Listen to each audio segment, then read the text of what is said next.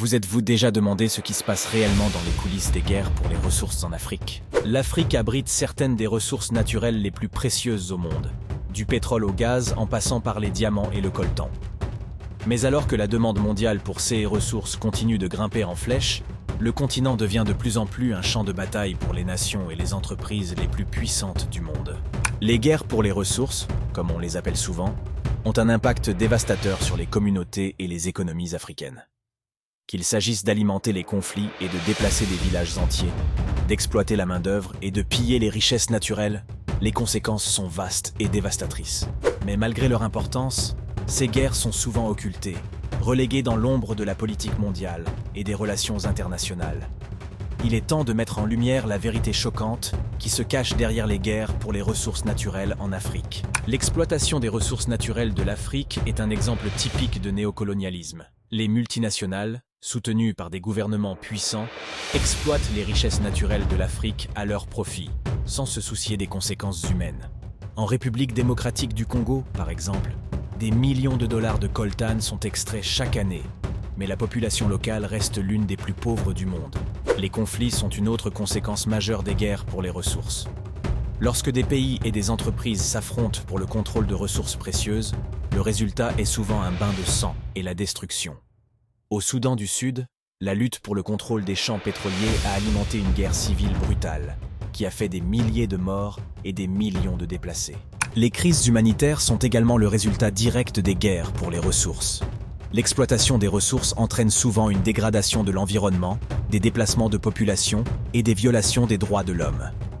Au Nigeria, par exemple, les marées noires ont dévasté des communautés entières, privant les populations d'eau potable et des biens de première nécessité. L'impact des guerres pour les ressources se fait sentir bien au-delà des frontières de l'Afrique. L'économie mondiale repose sur les ressources africaines, et le flux de ces ressources façonne les relations internationales et la politique mondiale. La lutte pour le contrôle des ressources de l'Afrique est, à bien des égards, une lutte pour la domination mondiale. L'ONU a reconnu l'impact dévastateur des guerres pour les ressources sur les communautés africaines et a appelé à une plus grande transparence et à une plus grande responsabilité dans les industries extractives. Mais malgré ces efforts, l'exploitation continue, alimentée par un système mondial qui privilégie le profit au détriment des personnes. Dans la section suivante, nous approfondirons les études de cas spécifiques de guerre des ressources en Afrique, en explorant les principaux acteurs, les motivations et les conséquences sur les populations et les économies locales. La guerre pour les ressources en Afrique est un problème complexe et multiforme, qui implique les gouvernements, les entreprises et les communautés locales. Dans le delta du Niger, par exemple, la lutte pour le contrôle des champs pétroliers oppose les communautés locales aux multinationales, avec des conséquences dévastatrices pour l'environnement et les droits de l'homme. En République démocratique du Congo, la ruée vers le coltan a alimenté un conflit sanglant entre milices rivales et puissances étrangères qui s'affrontent pour cette précieuse ressource. La crise humanitaire qui en a résulté est l'une des pires de l'histoire récente, avec des millions de déplacés et des centaines de milliers de morts. En Afrique du Sud, la lutte pour le contrôle des ressources minières a donné lieu à une bataille acharnée entre factions rivales, les travailleurs étant souvent pris entre deux feux. L'impact sur l'économie locale a été dévastateur, avec des milliers d'emplois perdus et des communautés déchirées. Le SIA de l'Angola est un rappel brutal du coût humain des guerres pour les ressources. La richesse pétrolière du pays a été gaspillée par une élite corrompue, laissant la majorité de la population dans la pauvreté. L'impact sur les infrastructures locales a été dévastateur, les routes, les écoles et les hôpitaux tombant en ruine à cause de la négligence.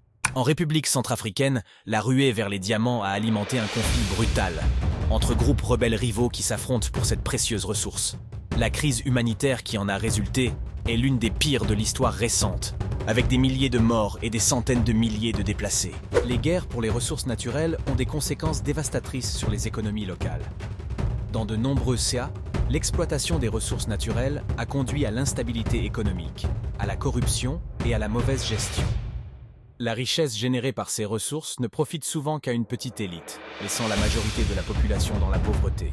Les guerres pour les ressources ont également des conséquences dévastatrices sur l'environnement. L'exploitation des ressources entraîne souvent une dégradation de l'environnement, une pollution et la destruction des habitats naturels.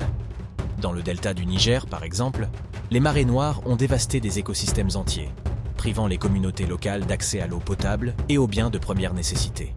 Dans la section suivante, Nous présenterons une anecdote ou une idée puissante qui résume le coût humain de ces guerres, en soulignant un événement crucial ou une histoire personnelle qui résonne auprès des téléspectateurs. Je me souviens avoir rencontré une jeune fille nommée Amara dans un camp de réfugiés au Soudan du Sud.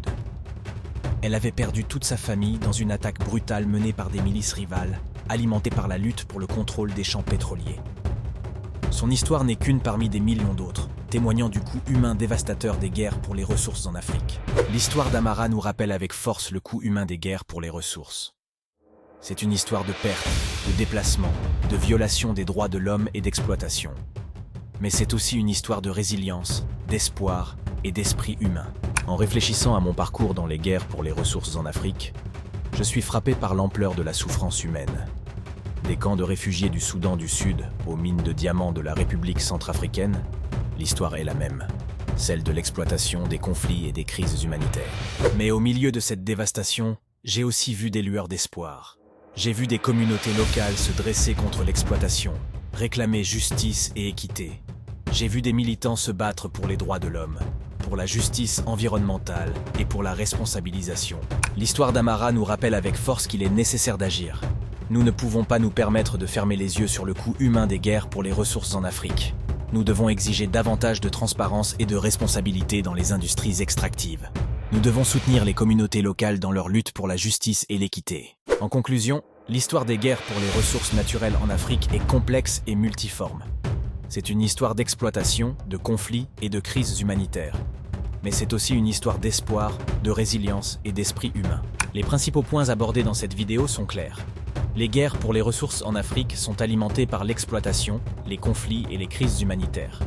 Elles sont alimentées par un système mondial qui privilégie le profit au détriment des personnes et qui permet aux multinationales d'exploiter les richesses naturelles de l'Afrique en toute impunité. Mais au milieu de cette dévastation, il y a de l'espoir. Un mouvement grandissant réclame davantage de transparence et de responsabilité dans les industries extractives. On reconnaît de plus en plus la nécessité d'un commerce équitable, de la justice environnementale et des droits de l'homme. Alors, que pouvez-vous faire pour changer les choses? Partagez vos idées dans les commentaires ci-dessous et regardez nos autres vidéos sur des sujets connexes. Ensemble, nous pouvons créer un monde plus juste et plus équitable, où l'exploitation des ressources de l'Afrique sera une chose du passé.